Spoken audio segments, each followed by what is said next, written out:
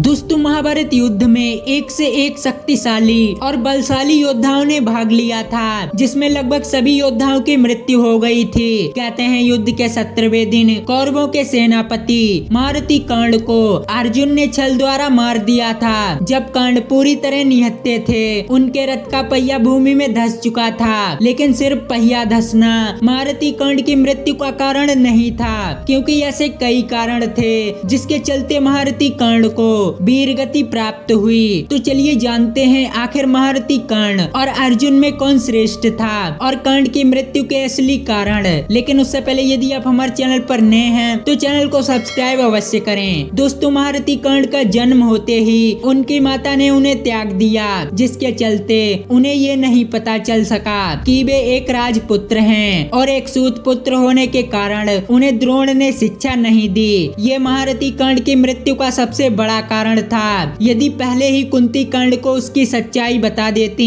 तो शायद आज कहानी कुछ और होती। इसके साथ कर्ण की मृत्यु का सबसे बड़ा कारण था एक महादानी होना। दोस्तों, दानवीर कर्ण बहुत बड़े दानी थे। वे प्रतिदिन सूर्य देव की पूजा करके किसी न किसी को कुछ दान दिया करते थे, जिसके चलते अर्जुन के पिता इंद्रदेव ने अर्जुन की रक्षा के लिए महारथी कर्ण से उसका कवच दान में मांग लिया। यदि कर्ण अपने कवच के साथ युद्ध के मैदान में होता तो उसे कोई पराजित नहीं कर सकता था। और वहीं भगवान श्री कृष्ण ने अर्जुन के पिता इंद्रदेव को ये वरदान दिया था कि वे महाभारत युद्ध के दौरान अर्जुन की रक्षा करेंगे और महारथी कर्ण को इस युद्ध में परास्त करके अर्जुन को विजयी दिलाएंगे। इस तरह स्वयं भगवान श्री कृष्ण महारथी कर्ण के विपक्ष में खड़े हुए थे, जिन्होंने कई बार अर्जुन की रक्षा की। और वहीं जब महारथी कर्ण कौरव सेना के सेनापति बने, तब माता कुंती ने कर्ण को ये रहस्य बताया कि पांडव तुम्हारे भाई हैं। यह सुनकर महारथी कर्ण अंदर से टूट गए और उन्होंने कुंती को वचन दिया कि वह युद्ध के दौरान आपके 4 पुत्रों को नहीं मारेगा, जिसके चलते महारथी कर्ण युद्ध के दौरान बहुत कमजोर हो चुके थे।